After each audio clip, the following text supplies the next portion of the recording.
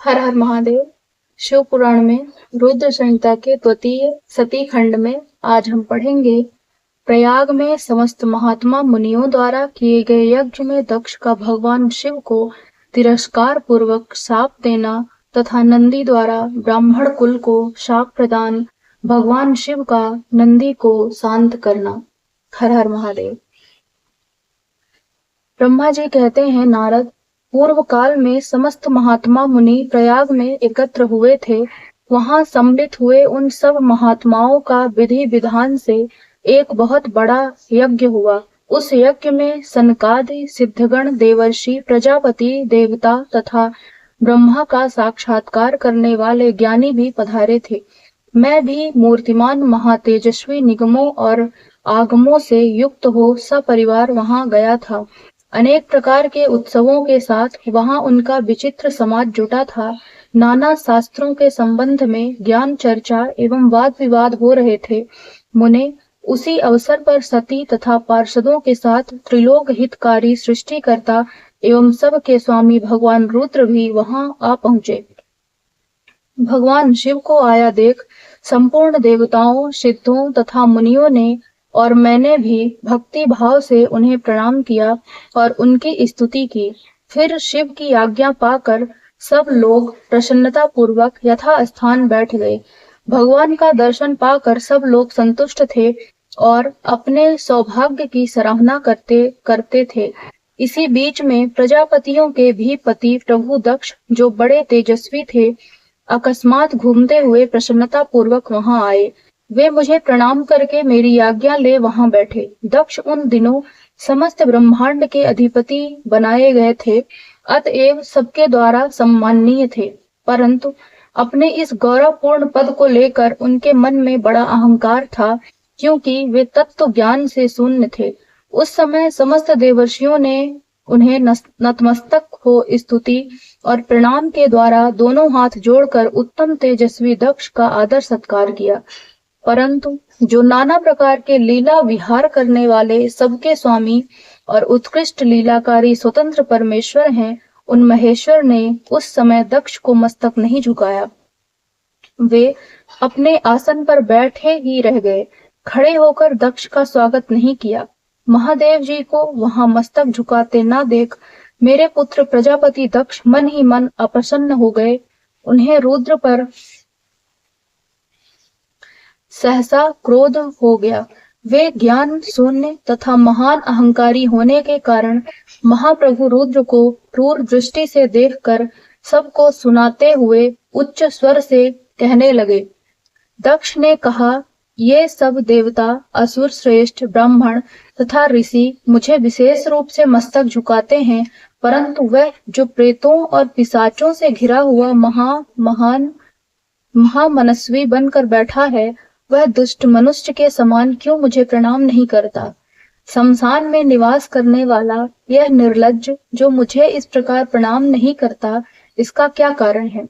इसके वेदोक्त कर्म लुप्त हो गए हैं। यह भूतों और पिशाचों से सेवित हो मतवाला बना फिरता है और शास्त्रीय विधि की अवहेलना करके नीति मार्ग को सदा कलंकित किया करता है। इसके साथ रहने वाले या इसका अनुसरण करने वाले लोग पाखंडी, दुष्ट, पापाचारी तथा ब्राह्मण को देखकर उदंडता पूर्वक उसकी निंदा करने वाले होते हैं। यह स्वयं ही स्त्री में आसक्त रहने वाला तथा रति कर्म में ही दक्ष है, अतः मैं इसे शाप देने को उद्यत हुआ हूँ। यह रुद्र चारों वर्णों से पृथक और कुरूप है, इसे यज्ञ से बहिष्कृत कर दिया जाए। यह शमशान में निवास करने वाला तथा उत्तम कुल और जन्म से हीन है, इसलिए देवताओं के साथ यह यज्ञ में भाग न पाए। ब्रह्मा जी कहते हैं, नारद, दक्ष की कही हुई यह बात सुनकर भृगु आदि बहुत से महर्षि रुद्रदेव को दुष्ट मानकर देवताओं के साथ उनकी निंदा करने लगे। दक्ष की बात सुनकर नंदी को बड़ा रोष हुआ। उनके नेत्र चंचल हो उठे और वे दक्ष को शाप देने के विचार से तुरंत इस प्रकार बोले। नंदीश्वर ने कहा, अरे रे महामूढ़, दुष्ट बुद्धि, शठ दक्ष, तूने मेरे स्वामी महेश्वर को यज्ञ से बहिष्कृत क्यों कर दिया। जिनके स्मरण मात्र से यज्ञ सफल और तीर्थ पवित्र हो जाते हैं, उन्हीं महादेव जी को तूने शाप कैसे दे दिया। दुर्बुद्धि दक्ष, तूने ब्राह्मण जाति की चपलता से प्रेरित हो उन रुद्रदेव को व्यर्थ ही शाप दे डाला है। महाप्रभु, रुद्र सर्वथा निर्दोष हैं, तथापि तूने व्यर्थ ही उनका उपहास किया है। ब्राह्मण धम धम जिन्होंने इस जगत की सृष्टि की, जो इसका पालन करते हैं और अंत में जिनके द्वारा इसका संहार होगा, उन्हीं इन महेश्वर रूप को तूने शाप कैसे दे दिया। नंदी के इस प्रकार फटकारने पर प्रजापति दक्ष रोष से आग बबूला हो गए और उन्हें शाप देते हुए बोले, अरे रुद्र गणों, तुम सब लोग वेद से बहिष्कृत हो जाओ, वैदिक मार्ग से भ्रष्ट तथा महर्षियों द्वारा परित्यक्त हो पाखंडवाद में लग जाओ और शिष्टाचार से दूर रहो।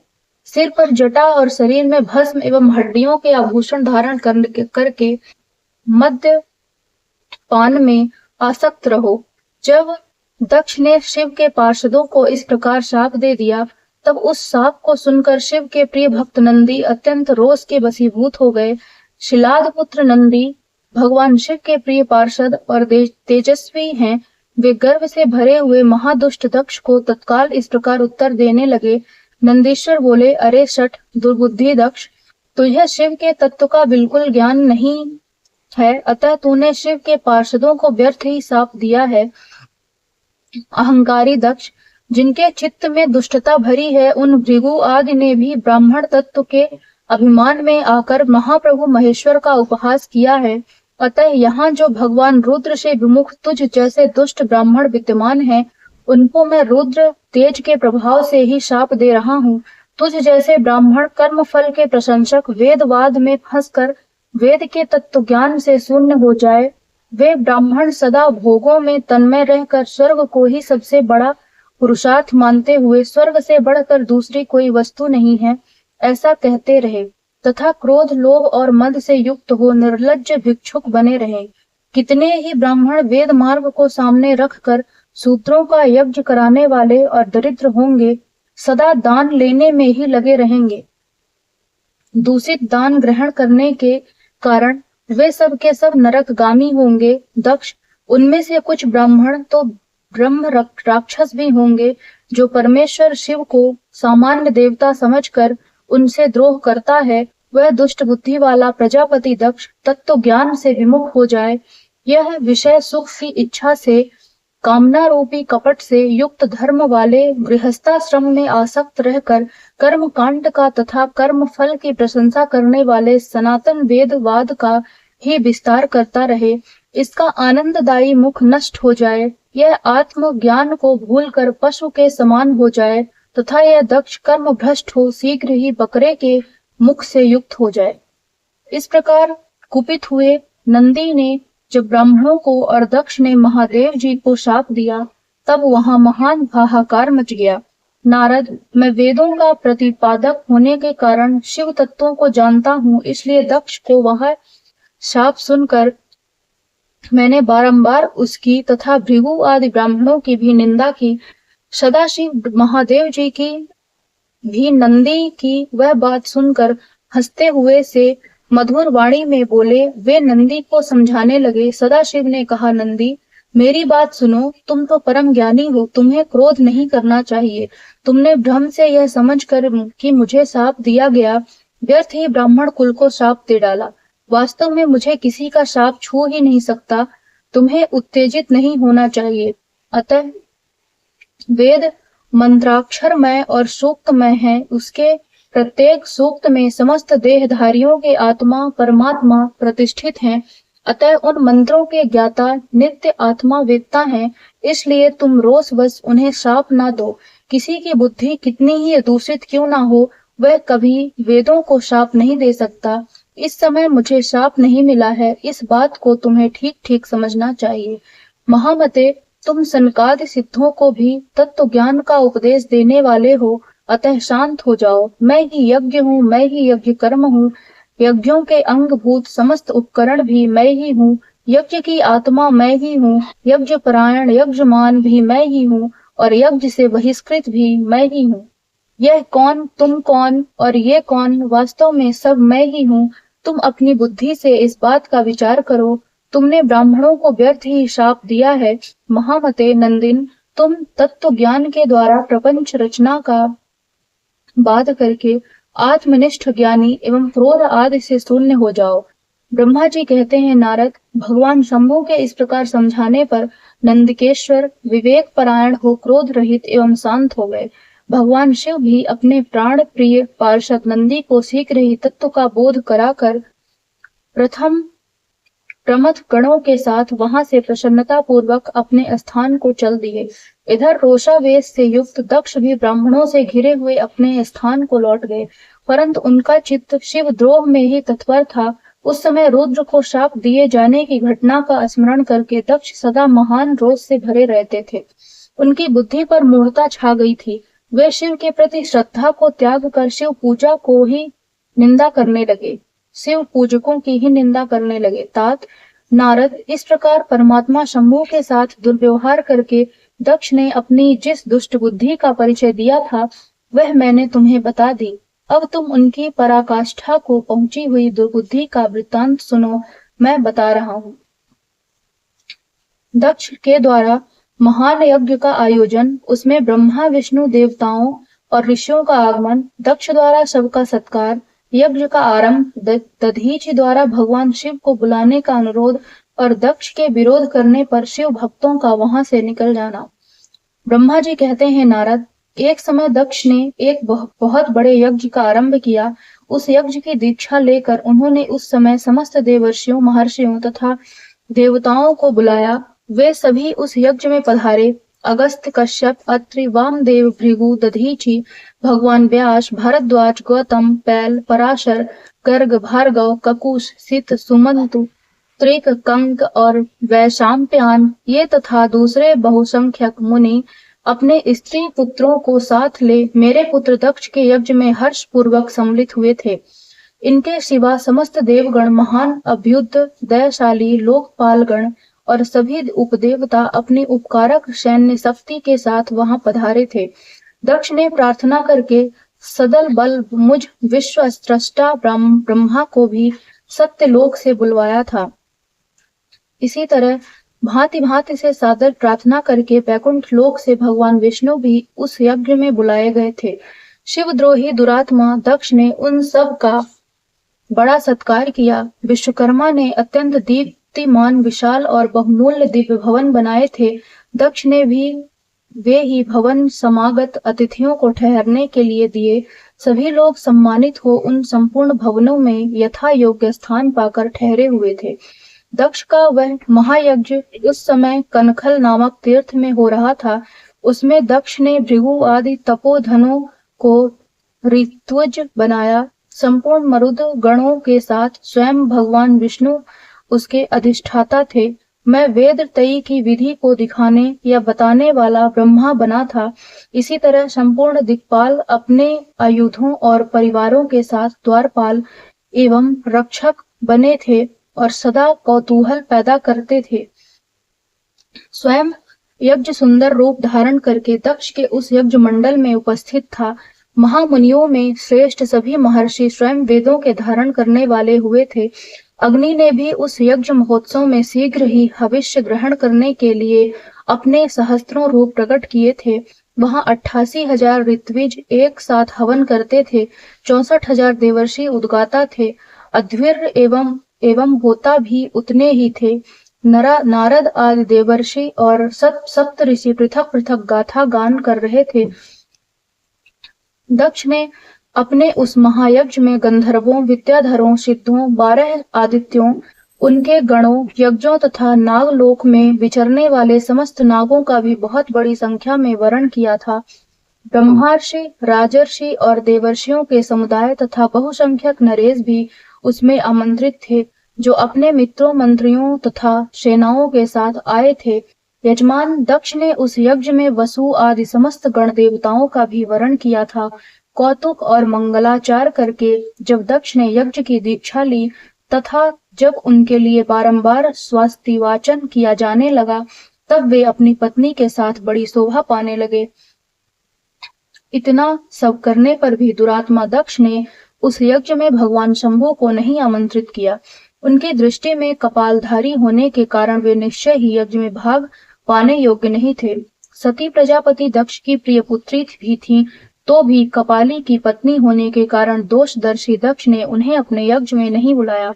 इस प्रकार जब दक्ष का वह यज्ञ महोत्सव आरंभ हुआ और यज्ञ मंडप में आए हुए सब ऋतिज अपने अपने कार्य में संलग्न हो गए, उस समय वहां भगवान शंकर को उपस्थित न देख शिव भक्त दधीचि का चित्त अत्यंत उद्गित हो उठा और वे यूं बोले। दधीचि ने कहा, मुख्य मुख्य देवताओं तथा महर्षियों, आप सब लोग प्रशंसा पूर्वक मेरी बात सुने। इस यज्ञ महोत्सव में भगवान शंकर नहीं आए हैं, इसका क्या कारण है? यद्यपि ये देवेश्वर बड़े बड़े मुनि और लोकपाल यहाँ पधारे हैं, तथापि उन महात्मा पिनाक पाड़ी शंकर के बिना यह यज्ञ अधिक शोभा नहीं पा रहा है। बड़े बड़े विद्वान कहते हैं कि मंगल में भगवान शिव की कृपा दृष्टि से ही समस्त मंगल कार्य संपन्न होते हैं। जिनका ऐसा प्रभाव है वे पुराण पुरुष वृषभ ध्वज परमेश्वर श्री नीलकंठ यहाँ क्यों नहीं दिखाई दे रहे हैं? दक्ष जिनके संपर्क में आने पर अथवा जिनके स्वीकार कर लेने पर अमंगल भी मंगल हो जाते हैं, तथा जिनके 15 नेत्रों से देखे जाने पर बड़े बड़े नगर तत्काल मंगलमय हो जाते हैं, उनका इस यज्ञ में पदार्पण होना अत्यंत आवश्यक है। इसलिए तुम्हें स्वयं ही परमेश्वर शिव को यहाँ शीघ्र बुलाना चाहिए, अथवा ब्रह्मा प्रभावशाली भगवान विष्णु देव राजेंद्र लोकपाल गणों ब्राह्मणों और सिद्धों की सहायता से सर्वथा प्रयत्न करके इस समय यज्ञ की पूर्ति के लिए तुम्हें भगवान शंकर को यहाँ ले आना चाहिए। आप सब लोग उस स्थान पर जाएं जहाँ महेश्वर देव विराजमान है, वहां से दक्ष नंदिनी सती के साथ भगवान शंभु को यहाँ तुरंत ले आए। देवेश्वरे जगदम्बा सहित वे परमात्मा शिव यदि यहाँ आ गए तो उनसे सब कुछ पवित्र हो जाएगा। उनके स्मरण से, उनके नाम लेने से सारा कार्य पुण्यमय बन जाता है। अतः पूर्ण प्रयत्न करके भगवान वृषभ ध्वज को यहाँ ले आना चाहिए। भगवान शंकर के यहाँ पदार्पण करते ही यह यज्ञ पवित्र हो जाएगा, अन्यथा यह पूरा नहीं हो सकेगा। यह मैं सत्य कहता हूँ। दधीचि का यह वचन सुनकर दुष्ट बुद्धि वाले मूढ़ दक्ष ने हंसते हुए से रोष पूर्वक कहा, भगवान विष्णु संपूर्ण देवताओं के मूल हैं, जिनमें सनातन धर्म प्रतिष्ठित है। जब इनको मैंने सादर बुला लिया है, तब इस यज्ञ कर्म में क्या कमी हो सकती है? जिनमें वेद यज्ञ और नाना प्रकार के समस्त कर्म प्रतिष्ठित हैं, वे भगवान विष्णु तो यहाँ आ ही गए हैं।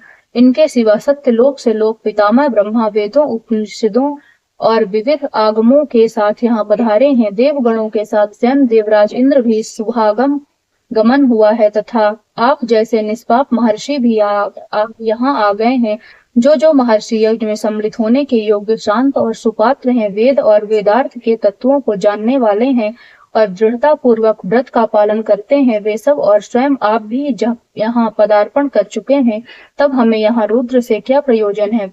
विप्रवर, मैंने ब्रह्मा जी के कहने से ही अपनी कन्या रुद्र को ब्याह दी थी। वैसे मैं जानता हूँ हर कुलीन नहीं है, उनके न माता है न पिता, वे भूतों प्रेतों और पिशाचकों के स्वामी हैं, अकेले रहते हैं। उनका अतिक्रमण करना दूसरों के लिए अत्यंत कठिन है। वे आत्म प्रशंसक, मूढ़, जड़, मौनी और ईर्ष्यालु हैं। इस यज्ञ कर्म में बुलाए जाने योग्य नहीं है, इसलिए मैंने उनको यहाँ नहीं बुलाया है। अतः दधीचि जी, आपको फिर कभी ऐसी बात नहीं कहनी चाहिए। मेरी प्रार्थना है कि आप सब लोग मिलकर मेरी इस महान यज्ञ को सफल बनावे। दक्ष की यह बात सुनकर दधीचि ने समस्त देवताओं और मुनियों के सुनते हुए यह सार गर्भित बात कही। दधीचि बोले, दक्ष, उन भगवान शिव के बिना यह महान यज्ञ अयज्ञ हो गया है। अब यह यज्ञ कहलाने योग्य ही नहीं रह गया।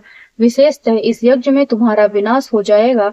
ऐसा कहकर दधीचि दक्ष की यज्ञशाला से अकेले ही निकल पड़े और तुरंत अपने आश्रम को चल दिए। तदनंतर जो मुख्य शिव भक्त तथा शिव के मत का अनुसरण करने वाले थे, वे भी दक्ष को वैसा ही शाप देकर तुरंत वहां से निकले और अपने आश्रमों को चले गए। मुनिवर दधीचि तथा दूसरे ऋषियों के उस यज्ञ मंडल से निकल जाने पर दुष्ट बुद्धि शिवद्रोही दक्ष ने उन मुनियों का उपहास करते हुए बोला। दक्ष बोले, जिन्हें शिव ही प्रिय है, वे नाम मात्र के ब्राह्मण दधीचि चले गए। उन्हीं के समान जो दूसरे थे, वे भी यज्ञशाला से निकल गए। यह बड़ी शुभ बात हुई। मुझे सदा यही अभीष्ट है। देवेश, देवताओं और मुनियों, मैं सत्य कहता हूँ, जिनके चित्त की विचार शक्ति नष्ट हो गई है। जो मंद बुद्धि हैं और मिथ्यावाद में लगे हुए हैं, ऐसे वेद बहिष्कृत दुराचारी लोगों को यज्ञ कर्म में त्याग ही देना चाहिए। विष्णुवादी आप सब देवता और ब्राह्मण वेदवादी हैं, अतः मेरे इस यज्ञ को शीघ्र ही सफल बनावे। ब्रह्मा जी कहते हैं, दक्ष की यह बात सुनकर शिव की माया से मोहित हुए समस्त देवर्षि उस यज्ञ में देवताओं का पूजन और हवन करने लगे। मुनीश्वर नारद, इस प्रकार उस यज्ञ को जो शाप मिला उसका वर्णन किया गया। अब यज्ञ के विध्वंस की घटनाओं को बताया जाता है, आदर पूर्वक सुनो। दक्ष यज्ञ का समाचार पा सती का शिव से वहां चलने के लिए अनुरोध। दक्ष के शिव द्रोह को जानकर भगवान शिव की आज्ञा से देवी सती का पिता के यज्ञ मंडप की ओर शिव गणों के साथ प्रस्थान। ब्रह्मा जी कहते हैं, नारद, जब देवर्षि गण बड़े उत्साह और हर्ष के साथ दक्ष के यज्ञ में जा रहे थे, उसी समय दक्ष कन्या देवी सती गंध मादन पर्वत पर चंदो वेशे युक्त धारा गृह में सखियों से घिरी हुई भांति भांति की उत्तम क्रीड़ाएं कर रही थी। प्रसन्नता पूर्वक क्रीड़ा में लगी हुई देवी सती उस समय रोहिणी के साथ दक्ष यज्ञ में जाते हुए चंद्रमा को देखा। देखकर वे अपनी हितकारिणी प्राण प्रिय श्रेष्ठ सखी विजया से बोली, मेरी सखियों में श्रेष्ठ प्राण प्रिय विजय, जल्दी जाकर पूछ तो आ, ये चंद्रदेव रोहिणी के साथ कहाँ जा रहे हैं। सती के इस प्रकार आज्ञा देने पर विजया तुरंत उनके पास गई और उसने यथोचित शिष्टाचार के साथ पूछा, चंद्रदेव आप कहाँ जा रहे हैं। विजया का यह प्रश्न सुनकर चंद्रदेव ने अपनी यात्रा का उद्देश्य आदर पूर्वक बताया। दक्ष के यहाँ होने वाले यज्ञोत्सव आदि का सारा वृत्तांत कहा। वह सब सुनकर विजया बड़ी उतावली के साथ देवी के पास आई, पर चंद्रमा ने जो कुछ कहा था वह सब उसने कह सुनाया।